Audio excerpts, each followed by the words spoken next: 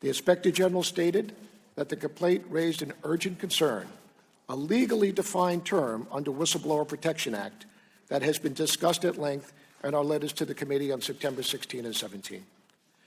The Office of Legal Counsel opinion states that the President is not a member of the intelligence community, and the communication with the foreign leader involved no intelligence operation or activity aimed at collecting or analyzing foreign intelligence. While this OLC opinion did not require transmission of the complaint to the committees, it did leave me with the discretion to forward the complaint to the committee. However, given the executive privilege issues I discussed, neither the Inspector General nor I were able to share the details of the complaint at the time. Upon reviewing the complaint, we were immediately struck by the fact that many of the allegations of the complaint are based on a conversation between the President and another foreign leader. Such calls are typically subject to executive privilege.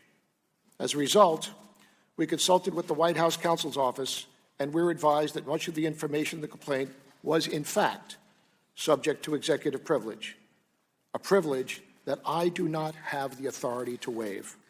Because of that, we were unable to immediately share the details of the complaint with this committee, but continued to consult with the White House counsels in an effort to do so.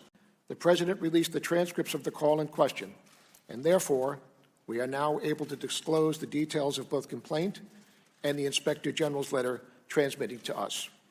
As a result, I have provided the House and Senate Intelligence Committees with the full, unredacted complaint, as well as the Inspector General's letter. Second, although executive privilege prevented us from sharing the details of the complaint with the committees until recently, this does not mean that the complaint was ignored. The Inspector General, in consultation with my office, referred this matter to the Department of Justice for investigation. I am not familiar with any prior instances where a whistleblower complaint touched on such complicated and sensitive issues, including executive privilege. Let me also discuss the issue of urgent concern.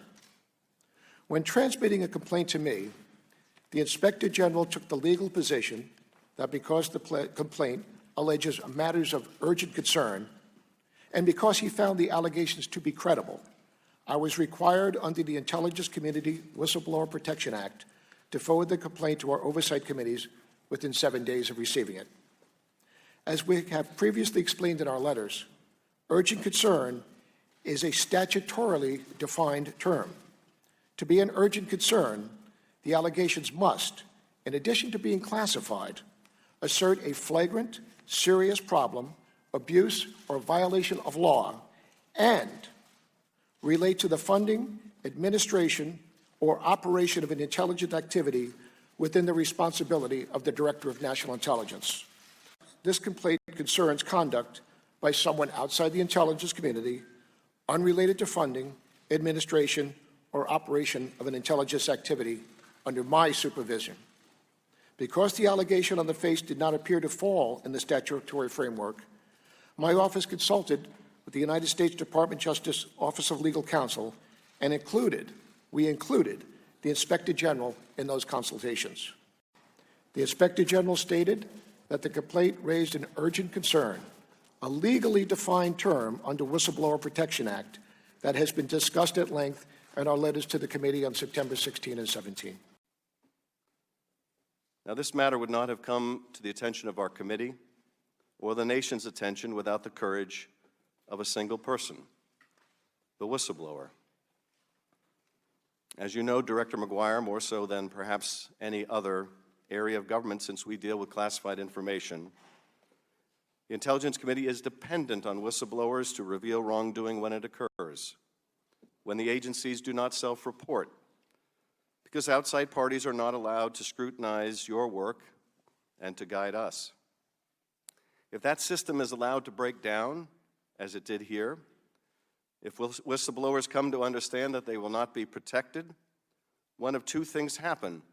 Serious wrongdoing goes unreported, or whistleblowers take matters into their own hands and divulge classified information to the press in violation of the law. and placing our national security at risk. This is why the whistleblower system is so vital to us, and why your handling of this urgent complaint is also so troubling. Today, we can say for the first time since we have released this morning the whistleblower complaint that you have marked unclassified, that the substance of this call is a core issue, although by no means the only issue raised by the whistleblower's complaint, which was shared with the committee for the first time only late yesterday.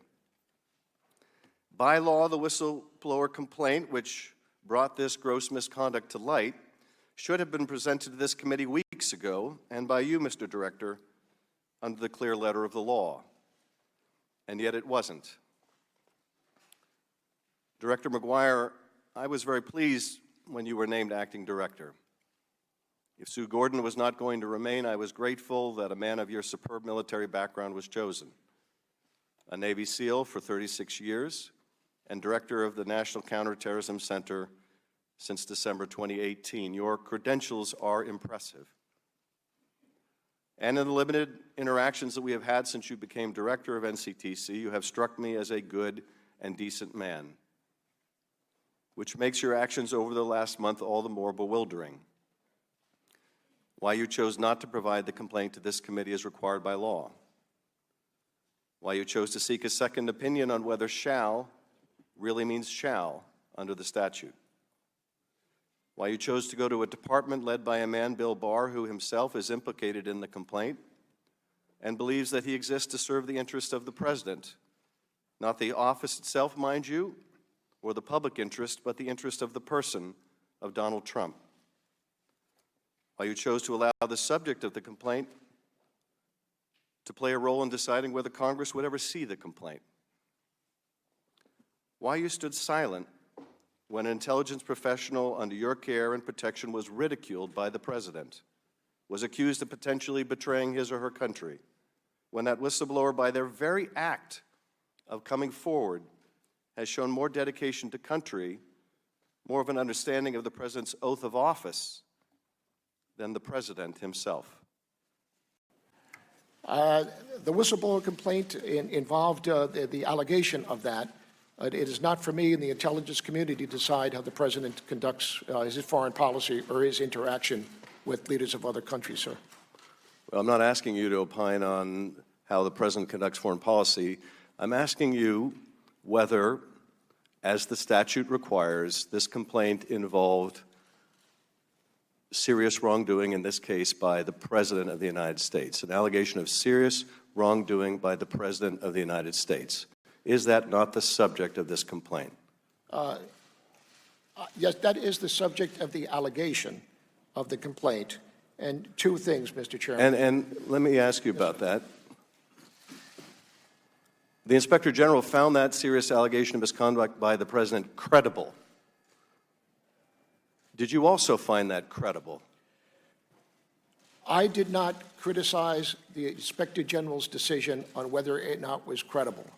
My question was whether or not it meets the urgent concern and the 7-day time frame that would follow once I was notified. My question, Director. I have no question in his judgment that he considers it a serious matter. Well, the issue that I dealt with. And you would concur, would you not, Director, that this complaint alleging serious wrongdoing by the President was credible? It's not for me to judge, sir.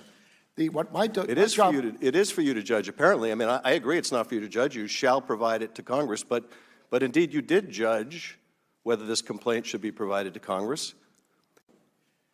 That is correct. That is in the cover letter that's been provided to the committee. I believe that's also made public, the decision and the recommendation by the Inspector General that, in fact, the allegation was credible. Can we also agree that it was urgent that if the President of the United States was withholding military aid to an ally, even as you received the complaint, and was doing so for a nefarious reason, that is, to exercise leverage over the President of Ukraine to dig up manufactured dirt on his opponent, can we agree that it was urgent while that aid was being withheld? My job as the Director of National Intelligence was to comply with the Whistleblower Protection Act and that adhere to the definition of urgent concern, which is a legal term. And to adhere to the meaning of the term shall. Yes, sir. In this case, you sought a second opinion on whether shall really means shall by going to the White House.